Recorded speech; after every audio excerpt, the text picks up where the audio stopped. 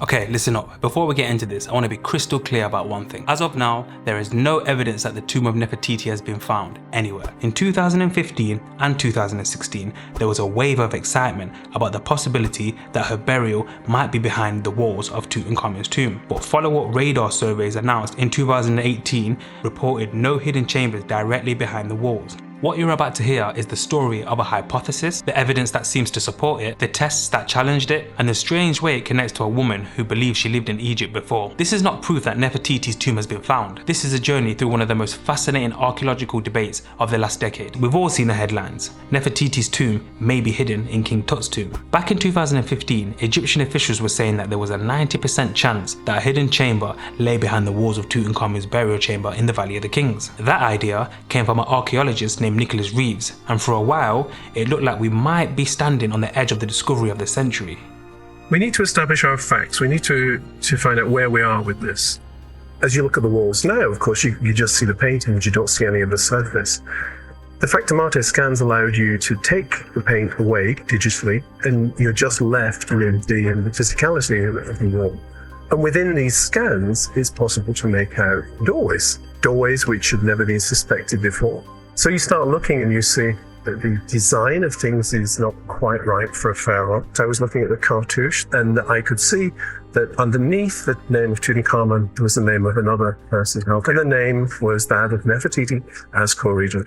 But decades before Reeves ever wrote his paper, there was someone else quietly talking about Nefertiti's tomb. A woman named Omm Sety, who said she remembered ancient Egypt not from books, but from a previous life. Omm Sety was born Dorothy Eady in London in 1904. When she was a child, she fell down a flight of stairs, was thought to be dead for a moment, and when she recovered, her behaviour changed in ways that disturbed her family and teachers. She became obsessed with ancient Egypt.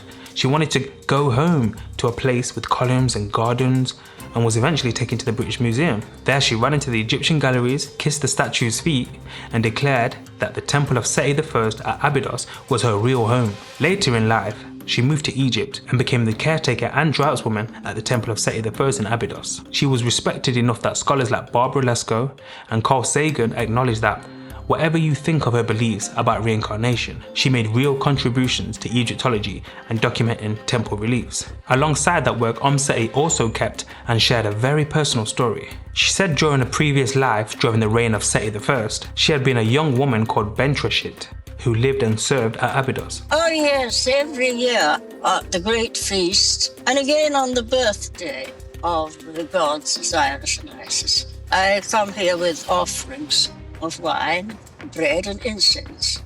Oh, I love coming here. It's a place I really do feel at home. And the spirit of Seti continued to visit her in dreams and visions. In later decades, she told friends and interviewers that she believed that she knew where the tomb of Nefertiti was located, but that Seti didn't like that family because of Akhenaten's religious revolution and didn't want her to reveal too much. According to accounts preserved in Hanny Zaini and Catherine Dees' book Omm Seti's Egypt, she described Nefertiti's tomb as being in a most unlikely place and said that it might be near the tomb of Tutankhamun in the Valley of the Kings, at a time when most people assumed there was no more royal tombs to be found there. Now, it's important to be honest about this. Omm Seti's claims about reincarnation and conversations with Seti cannot be independently verified. They're part of her personal spiritual experience, not accepted historical evidence. Mainstream Egyptology treats this as skepticism, but the fact that she said Nefertiti's tomb will be in the most unlikely place near Tutankhamun's tomb is documented in modern biographies of her, and that detail makes what happened in 2015 so intriguing. Jump forward to the 21st century. In 2009, a team from Factum Arte, working with the Egyptian Ministry of Antiquities, carried out an incredible, detailed 3D recording of the burial chamber of Tutankhamun, KV62. They scanned the reliefs and colours of the wall and the sarcophagus at a resolution down to about 1/10 of a millimeter, creating a high-resolution digital model of the tomb surface. In 2011, this data was made available online as part of a preservation initiative, allowing researchers around the world to study Tutankhamun's burial chamber in microscopic detail. One of the people who took full advantage of this digital access was Nicolas Reeves, a British archaeologist specialising in the Amarna period.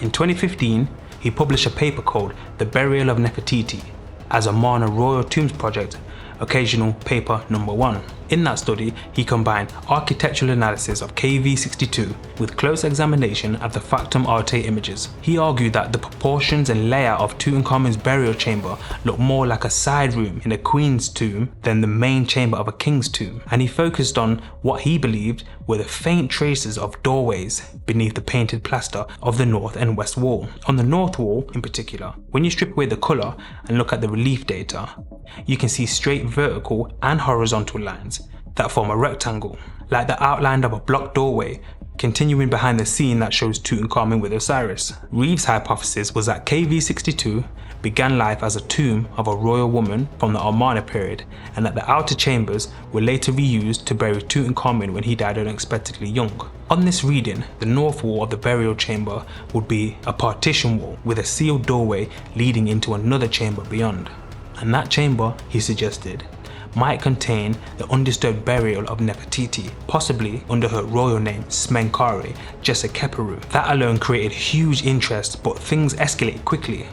In September 2015, Egyptian officials publicly embraced the idea.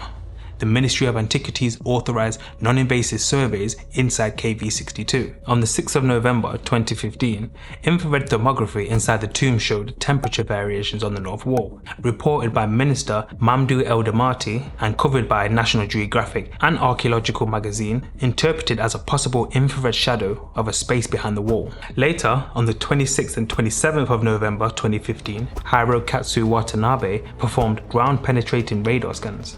At a press conference on the 28th of November, the minister said that the initial radar interpretation suggested voids behind both the north and west wall, and stated that they were 90% sure a hidden chamber existed. This is when the global media explosion happened. If you stop the story there, it looks like Omm Sety's most unusual place, and Reeves' evidence began to line up, but archaeology didn't stop. In 2016, additional radar work, including a National Geographic sponsored survey, failed to replicate the earlier results. Radar inside a confined stone chamber can give ambiguous reflections, and some geophysicists criticize Watanabe's methods. Between 2017 and 2018, a team led by the geophysicist Francesco Porcelli from the Politecnico di Torino carried out more advanced radar surveys. Their results, announced in 2018 and later published, concluded that there was no evidence of hidden chambers directly behind the burial chamber walls. In May 2018, the Egyptian Ministry of Antiquities publicly declared that there was no secret room behind the wall of KV62 based on the latest radar data. This was widely covered by National Geographic, the Smithsonian magazine and other major outlets. So where does Reeves stand? He continued refining his theory. In 2019, he co-authored The Decorating Wall in the Tomb of Tutankhamun KV62, The Burial of Nefertiti, No. 2. According to one of the figures, arguing that one of the figures on the north wall, long thought to be Ai, actually preserved the facial proportions and regalia of Nefertiti, later altered. In 2020, he published The Tomb of Tutankhamun KV62, Supplementary Notes, The Burial of Nefertiti, Part 3, continuing to explore the architectural and decorative clues. So, what's the truth? Omm Sety's visions are not empirical evidence. Reeves' interpretation is a scholarly hypothesis, not a fact. The most recent and technically robust radar surveys show no detectable chambers immediately behind the walls. Nefertiti's tomb remains unknown, but the mystery isn't dead. In late 2023 and early 2024, Zahi Hawass, the former Minister of Antiquities, gave several interviews where he said that he is currently leading a project to identify a mummy he believes may be Nefertiti. In December 2023, an article on Top 50 Women summarized Hawass's claim that he intends to announce the results of DNA testing of new findings in 2026. This is a journalistic report, not a peer-reviewed study, and Hawass's statements are predictions, not verified discoveries, but it shows that the search is ongoing at the highest level of Egyptian archaeology. So here's where things stand. Radar says no hidden chambers behind Tutankhamun's wall. Reeves continues to argue the Amarna phase origin. Omm Sety's statement remain unproven but fascinating, and Hawass is promising a major revelation in 2026. Whether that announcement confirms something, challenges something, or opens a new line of investigation, we'll have to wait and see. For now, the honest answer is simple.